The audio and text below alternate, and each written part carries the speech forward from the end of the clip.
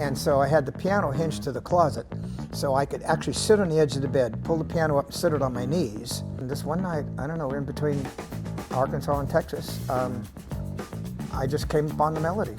God bless the USA. And I'm emotional. You're emotional right now? Yeah.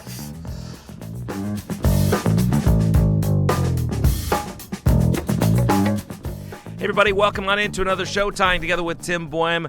This week we have an incredible episode. As some of you know, I've been traveling the country, over 6,000 miles, 24 states, the District of Columbia, putting together a large TV special for America 250. Well, some of these conversations were so amazing and so poignant that we wanted to put them in podcast form so you could hear more of them. We obviously have to make some cuts for a TV show, but this is the place to hear the whole conversation. And one of those is with the one and only Lee Greenwood, of course, the man behind God Bless the USA, one of the most famous songs about America, maybe ever, but of course of our lifetime. And the conversation about how his youth led up to that, how watching Elvis helped inspire him to write a patriotic song someday, how he wrote this in a tour bus, how the song almost never came to be. It's really a fascinating story, particularly as we lead up to America 250. So here is the one and only Lee Greenwood.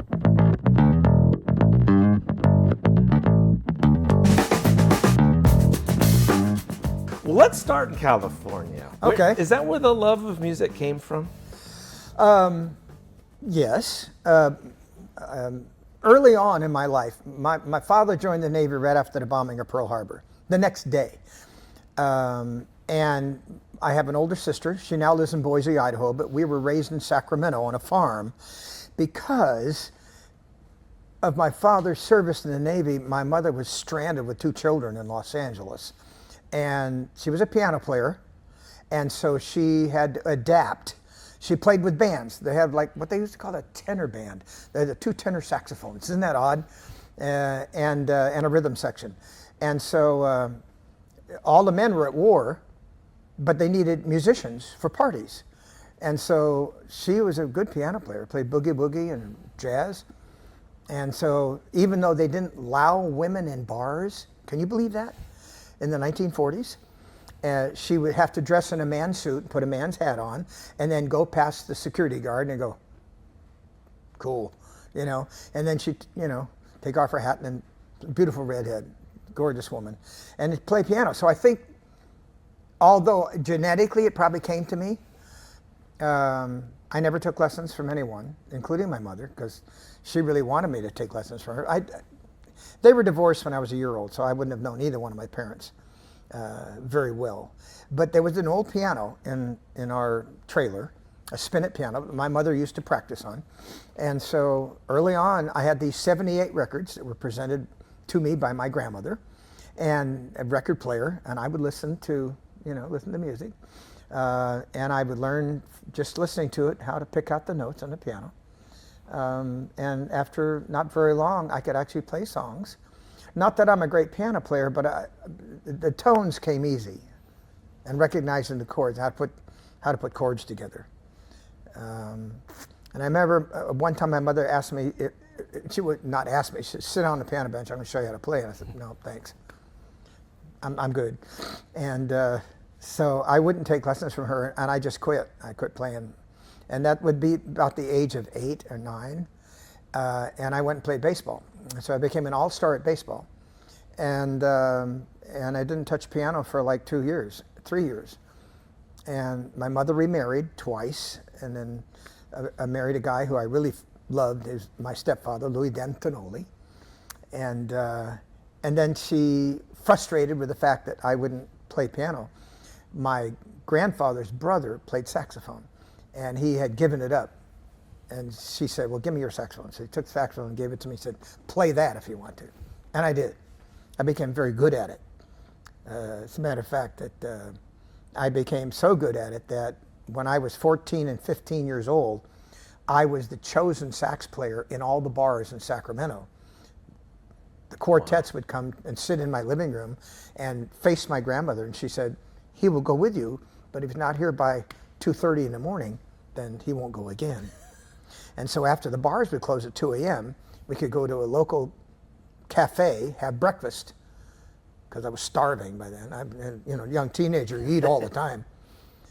So it's kind of just got in my blood. Were you singing at that point? Did you know you could sing? When was the first time you knew you were a good singer? It would be many years. I sang in church, and I sang with the girls' choir because my voice was so high. And so I was considered a soprano. And I had a good ear for music, so I could hear harmony really well. And the bands that I put together were a sit-down dance band first with like 7, 8 people. My sister even played piano for me for a while. And then we formed an entertainment group, and it was called the Apollos. That band would open up at the Stardust Hotel when I was 17 years old in Las Vegas. Wow. And I formed the band, I arranged the band. My guitar player was a Sears salesman. My bass player was a National Guard, Air National Guard in California. And so it was just a composite of just, people put together, and I made it happen. I made the group happen. Was it country music back then, even California? No. No. We played a little of everything. I think you'd call it pop music then. But because of the location of Sacramento, not being an entertainment hub, we had this agency that would book us. So we would twice, when I was 16, we went from Sacramento to Portland, Oregon, put up a show, played it, and then drove to Idaho Falls, put up another show, played it, and then slept. And then we drove to Jackpot, Nevada, played there, and then Lake Tahoe, and then back to Sacramento. And then we did that circle twice before I ended up getting an audition in Vegas, and then we moved when I was 17 and a half, almost 18 years old. The good old days. I've worked hard in my life, different times, particularly when I was in my late 30s, and I didn't know if I was ever going to have a career at music, so I said, I am this close to the money in Nevada and not get any? I said, so I want to be a dealer. So I was a dealer in the casinos for 3.5 years. At the Tropicana, I dealt in the daytime so I could still sing at night. And then I got the job at the Mint Hotel downtown in Fremont Street, and I dealt graveyard. So I could deal 4 to noon or 4 to 4 if it required me on the weekends, and still have my nights free. So I kept singing and playing. But those were, talk about how hard you're going to work. I get 2 and 3 hours sleep a night for 4 years. And what years are these roughly? That would have been 1973 to 1977, right in there. And so between that and those years, and then when God Bless the USA, you wrote that, where was your career and leading up to the writing of this song? I came to Nashville on a whim to make records in 1979.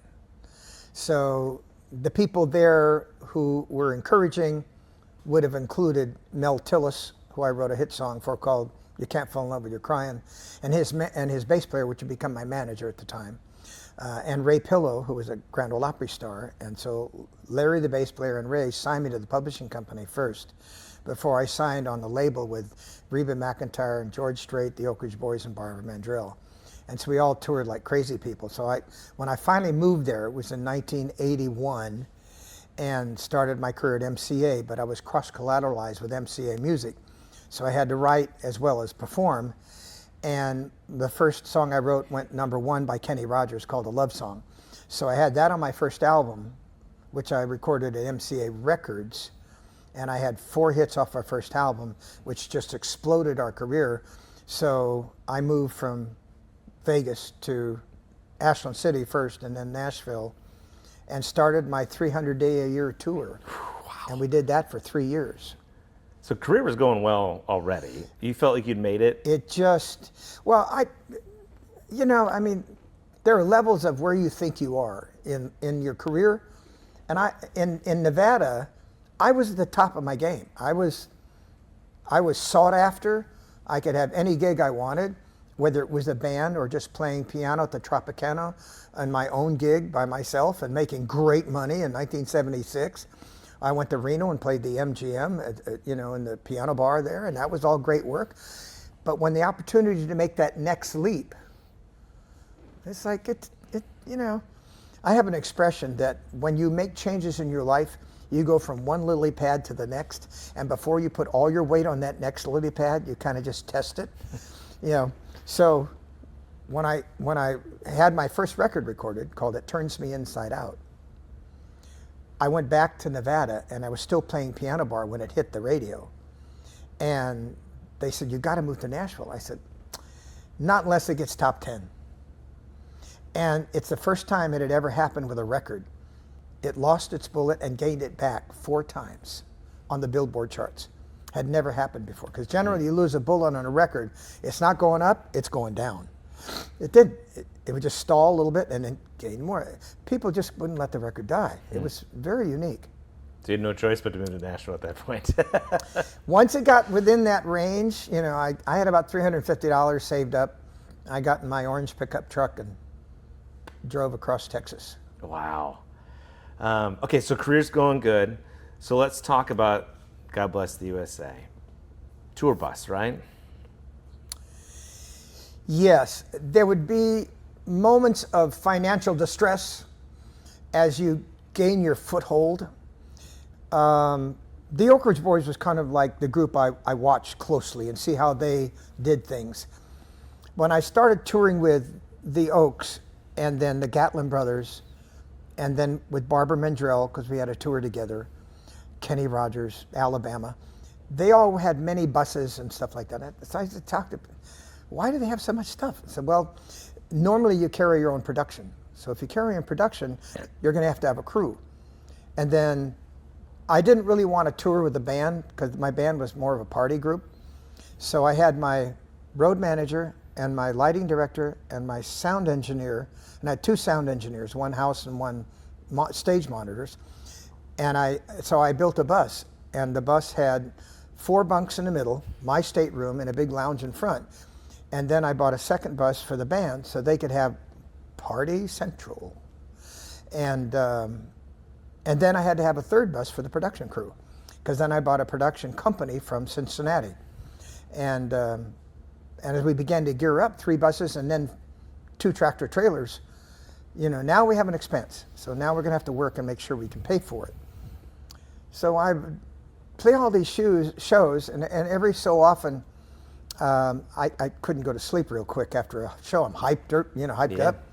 And so I would, and I don't mean on drugs, I just high on life. The truck drivers and bus drivers drove at night. They slept in the daytime. So I would never see them. So after a show, I would grab and go in a truck, ride 100 miles, see if he's okay.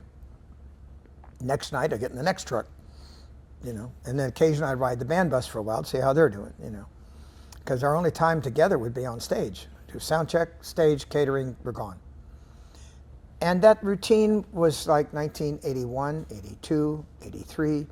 We're still touring very heavy, probably backed off to 280 days, maybe 260 days. And the agency was like, work, work, work, work, because they gab all that gravy because you're up on top, I was winning awards then, 3 times CMA winner, ACM winner, Male Vocalist of the Year, Newcomer of the Year, Newcomer Artist. It's like just all that stuff started piling in. The record started going gold, and so you have all this adoration. And I'm trying to stay with the public so I don't talk so much. Every day I'm singing. I want to not misuse my voice. But it was very exciting. And so I'd already written several hit songs, but writing was difficult. So I had a piano in my stateroom, and it was hinged to the wall. And I had a round bed in the back. This is before a turbo, because the turbos would sit in the back of your bus in a stateroom, shielded, of course, from the heat. And the bed then would have to be on one side. In the old days before the turbo, I could have a full king-size bed or queen-size bed. And so I had the piano hinged to the closet. So I could actually sit on the edge of the bed, pull the piano up and sit it on my knees, which is perfect for playing, and then plug my headphones in so I wouldn't disturb the crew. And I would sing at night and write. My voice wasn't tired, really. I mean, I didn't mind, the exercise of the vocal. It was inspiration that I was after. And I'd written several songs, and this one night, I don't know, in between Arkansas and Texas, I just came upon the melody, and I thought, what better time to do this than now? Because not that I hadn't thought about it before when I was living in Nevada, but we had no place to put a piece of music. I remember I had a closing show in between bands, and I wanted to be a solo act. So Jerry Lee Lewis had a show at the Hilton Hotel, and they had 3 shows on a Saturday night. And we petitioned him to give me the 3rd show. So he took the night off on the 3rd show, and I presented the Lee Greenwood show on that stage at the Hilton with a 12-piece band. I wrote all the music and invited everybody on the Strip. The Fifth Dimension was there. I met Meryl McCoo that night, who became a good friend of mine later. Juliet Prowse, Jack Jones, Dean Martin. A lot of the people who were in the Rat Pack, would come and just see what's going on. Who's this new guy? And they all knew me from the lounge shows that I played, but this time I stepped out in front for the first time. So that was kind of cool. But I wrote a closer called America, and it was a kind of anti-American. I mean, you got to remember what era I'm from. It's Vietnam. That was my war. And so even though I didn't serve, I was concerned about the amount of men and women we were losing in the war. And I think it has something to do with that song. I only sang it one time on stage, put it away, and never sang it again. So when I get to my career and I have a delivery now for something, and we'd already had 1, 2, 3, 4, 5, 6, we already had 6 hits before I wrote God Bless USA. And when I brought it to my producer, Jerry Crutchfield, who would give me always my say if I wanted to release something, it wasn't God Bless USA. That was not in the release schedule. So something happened. It was very interesting. And I've told this story before, and it's rather lengthy, but I mentioned Meryl McCoo being a friend of mine. She was the host of a show called Solid Gold in Los Angeles. And they had country artists come out and be on the show. I had written God Bless USA, and I had the cassette in my pocket. And I'm listening to it on my Walkman. You remember the Walkman? I had one. And you could fast forward the tape, you had to stop it in a certain place, and then you had to rewind it. I can still hear the click, click. Yeah. And so they invited me to come to Solid Gold in Los Angeles. It's Halloween night, 1983. And I had just written the song. It's like a month old. And so I go out and I perform on Solid Gold. I finish the show. We did 2 of my hits. And she comes out and gives me a bottle of champagne. She said, "You get a couple more songs, come back, we'll put you back on the show." Great. Big hug, goodbye. I go in a limo. And at that time, there was a red eye from LA to Nashville at 1:20 in the morning. And I'm booked on that flight. But it's 8 o'clock. We filmed early. And so I'm like, I'm going to do it for 4 hours. I'm not a party guy. I wasn't looking to go get drunk or nothing. And so I asked the limo driver, where does Irving Azoff live? Does that name sound familiar? He's the head, right? The head of Universal Pictures, Universal Records, and MCA, all MCA, whether it's Nashville or Los Angeles. And the limo driver said, well, I just dropped him off last week. He said, next to Barbra Streisand. I said, take me there. Halloween night. We pull up in front of his house. There's 10 yards between the curb and his front door, across the grass. He's standing in the door of his house. No gate. It's not a gated community. And his 3 children dressed as bumblebees are off trick-or-treating. There they go. And he stays in the door. I can see him silhouetted in the doorway. So I get out of the car and I grab the bottle of champagne. I said, I'm going to make my big entrance here. And I walk right up to him and I said, I grabbed my tape out of my pocket too. And I said, what do you think I said? Trick or treat. Oh, no. Halloween night. It's very fitting. He saw the limo, so he figured somebody he knew. I mean, go back to that time. We weren't thinking about terrorism. We didn't protect ourselves like we should have and so forth. Anyway, he said, who are you? And I said, I'm Lee Greenwood. I'm on your Nashville label. He went, oh, yeah, come on in. Halloween night. His kids are trick-or-treating. So I go inside, and he said, what brings you to L.A.? I said, well, I just did Solid Gold. And I said, I brought you some champagne. He said, oh, that's cool. And I said, I also have a new song I want you to hear. He said, let's hear it. Tape out, put it in the tape deck, 3 minutes and 20 seconds. He said, interesting. He said, do you have a project? And I did, but I wasn't going to tell him that. I didn't want to preempt anything that he might say. Our record was called You've Got a Good Love Coming. It was a 1984 release. And we filmed the single, the song, title of the album, in London at the train station with Patrick Duffy from the cast of Dallas in a cameo. We had a lot of money in it. I had 25 grand in it.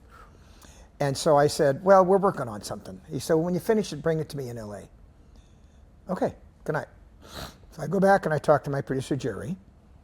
Jerry and I were concerned about other artists on MCA in Nashville getting ahead of us on a single release. One of whom was George Strait. And his manager was head of A&R at MCA. And so I'm like, Jerry, should we take this to LA?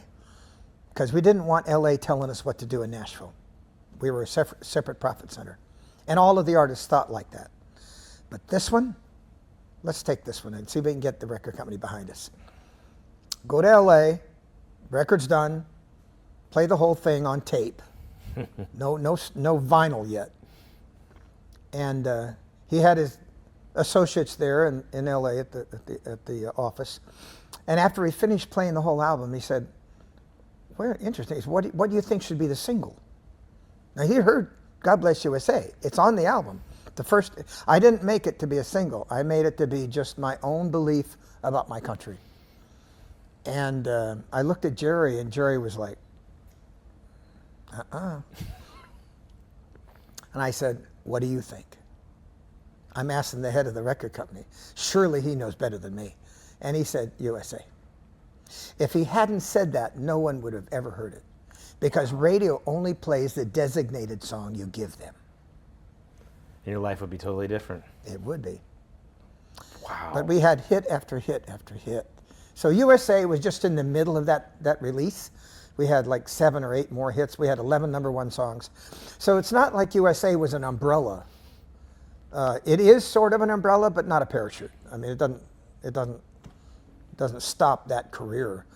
And yet, when I wrote the song, I wrote it for the belief. And you remember the line in the song, I won't forget the men who died. That's about the Civil War and the Revolutionary War. In those days when women didn't serve in combat. It was really about that. Not about today's army, which is volunteer army, women serving in combat. It's not about that. It was reminiscing, if you will. And but people would know that I wrote that song in tribute to our military. And then I would do, I think, 13 or 14 USO tours after I got to Nashville. Because I did them early on. I mean, my first USO tour, I was like 16. I took my band to Alaska. And we played for Department of Defense there at Almendorf Air Force Base. And the B-52s were online. We just had B-52s in combat in Iran. The Flying Fortress, it's called. And because they dropped big bombs, that's why. And so I look back in those days and, you know, my association with the military, I loved working for the military. So it was the melody first, but were you trying to do a patriotic song, or the melody came to you and you made it a patriotic song? 50-50. It became patriotic because the line, I'm proud to be an American. I think my mindset was, my dad joined the Navy at a time when America was proud of itself. And to tell you the truth, many people become more proud of our country when there's a war, because everybody sacrifices. Can you remember what happened after 2001? When everybody in the country, here, the terrorist attack on America, was waving a flag. Everybody believed in America and how beautiful it is and how strong we are and how much we represent strength and freedom. World War II was the same thing. So for me, and then living through Vietnam years, I had that thing in my mind. I said, I'm proud to be an American. Who has said that lately? And that's kind of the catalyst. But of course, then I put God Bless first because I'm a Christian, and I just thought it was important. A lot of people get it confused with God Bless America. God Bless the USA is a coined phrase, shortened version of the United States of America, but it didn't poetically flow. But God Bless the USA flowed, and it also rhymed. So. Which helps. Elvis helped inspire this? Huh? Did I read Elvis helped inspire this? You know, I don't know where you heard that. You're not far off. Oddly enough, I had a band, one of the bands I had in Vegas called the Lee Greenwood Affair. We would work the Hilton Hotel, which is the largest lounge in town. It's at 1,500. Elvis was in the main room. His main room seats 800. So we had almost double the amount of people in the lounge. And people like Ike and Tina Turner played there. And at the time when we were there, Bill Medley was a good friend of mine. I went to school in Anaheim with Bobby Hatfield, his other partner. And at the time he wasn't working as the Righteous Brothers, so he was opening in the lounge as a single, which is, you know, they said, well, let's see how you do as a single. Well, Bill's a great singer. And I'm like, you're going to be fine. So he's my opening act. I'm the second act, and then Elvis would follow with his main room show. So when I'd finish many times, I would go in and see his show and just go, gosh, dang it, the people love him. You know, I did too. I thought he was terrific.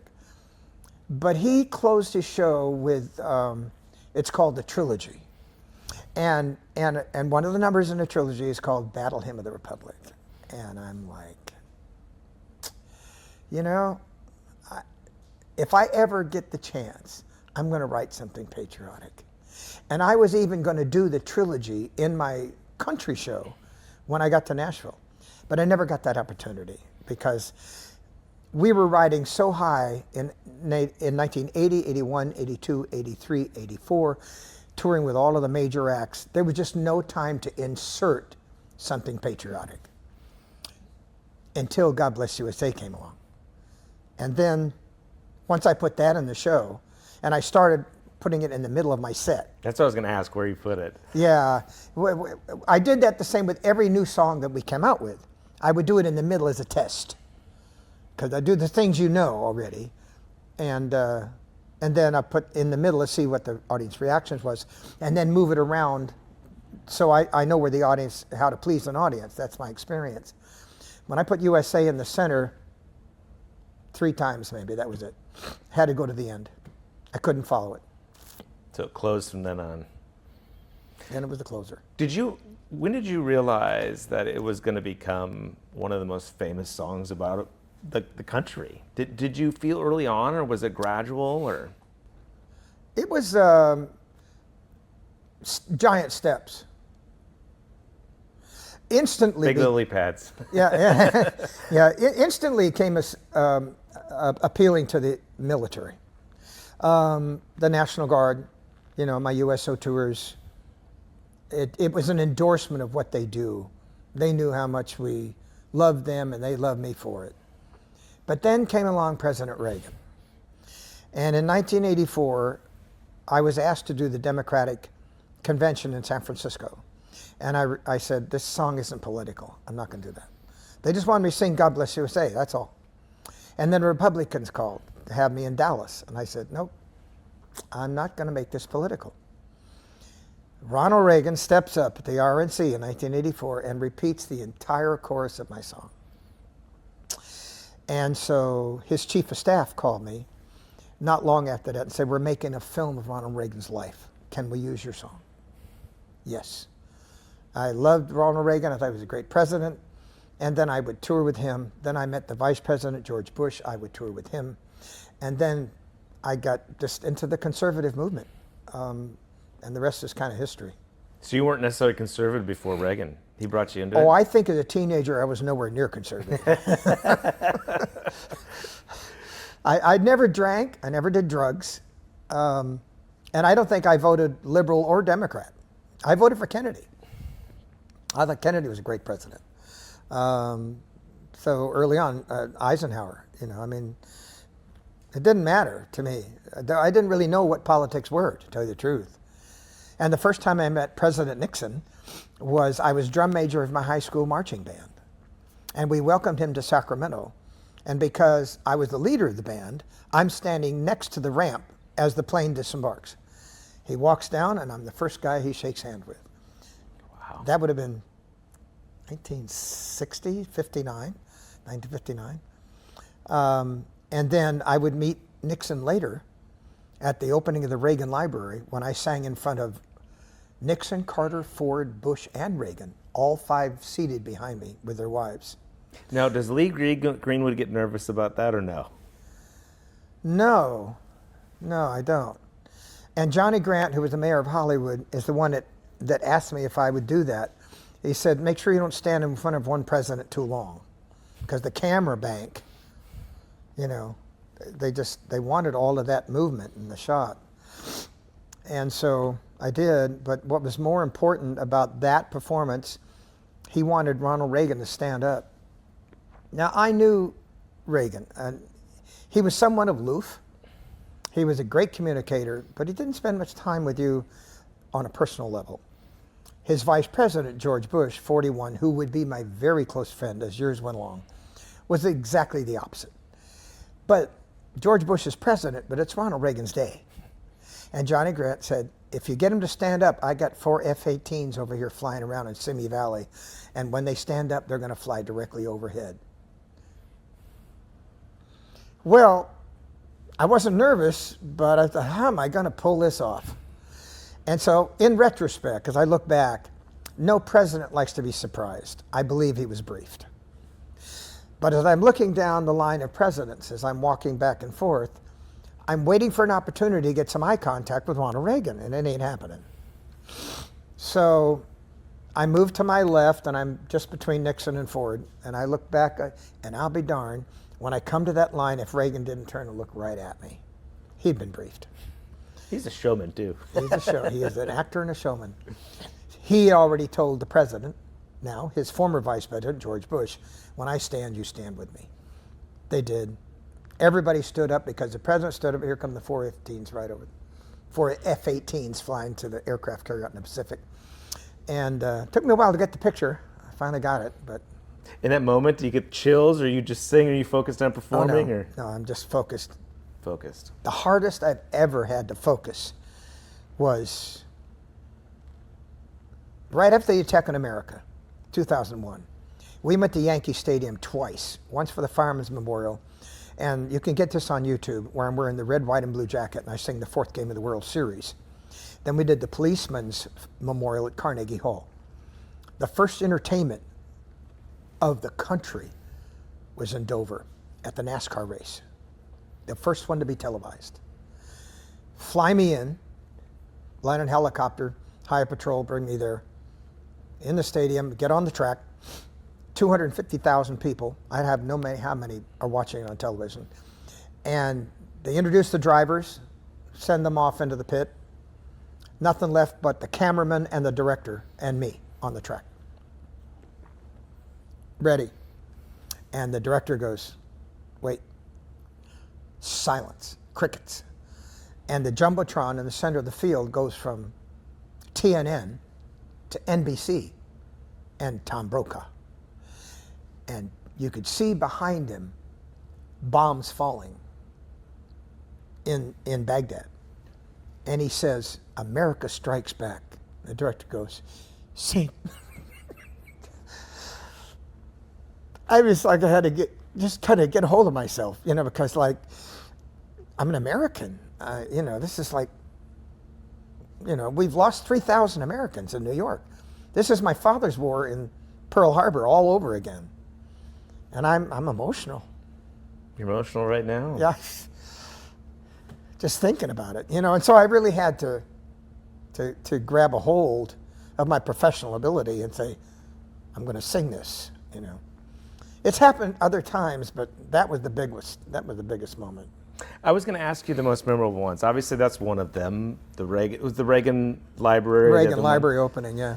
88, maybe, singing with Reagan and Nancy right next to you. Yeah, we did that in '84 at that RNC, and of course, you remember the RNC with President Trump. Yeah. Where I introduced him right after he got shot. You know, that was an interesting moment. What do you think about it? So obviously politics does come into this sometimes, or it doesn't. I'm sure you don't try to make it to be. You said for the longest time you didn't even want it to be part of it. But what do you think about it being used in those terms now? Oh, I don't care which president would ever ask me to sing. I'd gladly sing for any president. I don't care, Democrat or Republican, because my song represents all Americans, and it's very pro-military.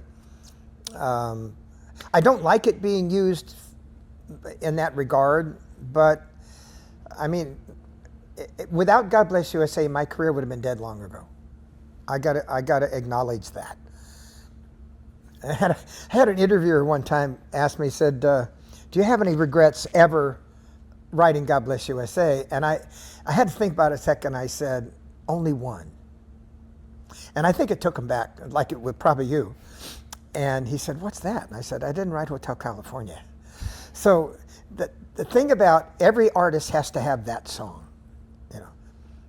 And with or without the presidents. God Bless USA was Song of the Year for the Country Music Association in 1983. It has grown in American popularity for 4 generations. I don't need the presidents to make this song last. It will last. And I'm grateful for it. And I'm grateful for God giving me that song, because I think I was anointed with it, and I think that, you know, I just want to live the song as I have lived my life. Some of my best memories of that song as a journalist have been the welcoming home ceremonies from soldiers, particularly after 9/11 and Afghanistan and Iraq. Do you have memories of that? What do you think about that? You know, it's used at so many of those ceremonies. What does it mean to you? Well, I've traveled the world with our USO tours. There's been a bunch. We were in all of the stands, Afghanistan, Pakistan, Uzbekistan, Kyrgyzstan. I went around the world with Bob Hope in 1988, 25,000 miles, 8 shows in 8 days. We would stop with 2 C-141s, land on the base, go set up the show, do the show, get back on the plane. And so the military, you know, when we were in the Philippines, my very first show with Bob Hope, we had 10,000 troops in the stadium. And he played the music, da da da da da da da da da da da da da da da, and Bob Hope goes out and does his monologue. I'm next up. He doesn't know who I am yet. And the reason he doesn't is because his singer was always Vic Damone. And Vic Damone had gotten ill. And so when the call came out to Nashville from the agency, anybody want to go with Bob Hope? Yes. So when he introduced me in the Philippines at Clark Air Force Base,